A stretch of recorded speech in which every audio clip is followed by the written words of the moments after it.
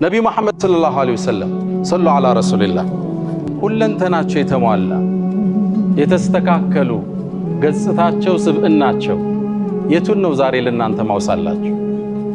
ስለ አባትነታቸው ላውራ ልጃቸውን ቁጭ ብለው ስለሚያስቀምጡት አባት ወይስ ስለ ጦር ጀነራልነታቸው ላውሳ? ስለ ጥሩ ባልነታቸው ልዘክር? ስለ ነብዩ ከየት ነው የምጀምረው? ሰለላሁ ዐለይሂ ወሰለም።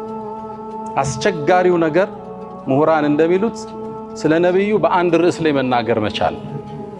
አንዱ ሙዕጂዛቸው የሳቸውን ባህሪ በሆነ ነገር ላይ መግለጽ መቻል ነው። አይቻልም።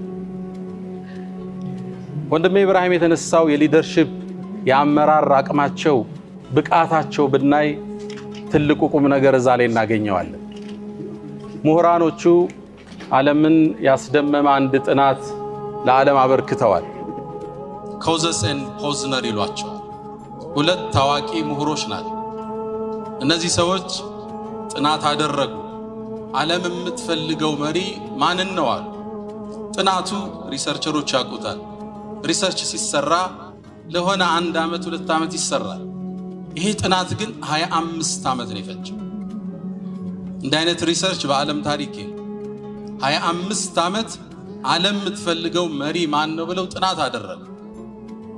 እዚህ ጥናት ላይ 1.5 ሚሊዮን ህዝብን አሳተፉ። በጣም የሚገርመው ሁሉንም አህጉራት ኮንቲኔንቶችን አሳተፉ። አውሮፓ ላይ ሄደው ወረቀት በትነዋል። የአሜሪካ ትላልቅ ካምፓኒ ሲኦዎች ላይ በትነዋል።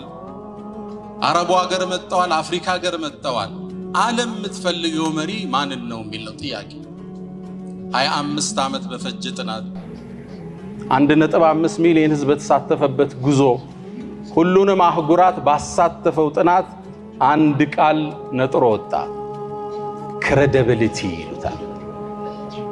ቀጥታ ይሄን ወደ አረበኛው ስትቀይሩት አሳዲቅ አልአሚን ማለት ነው።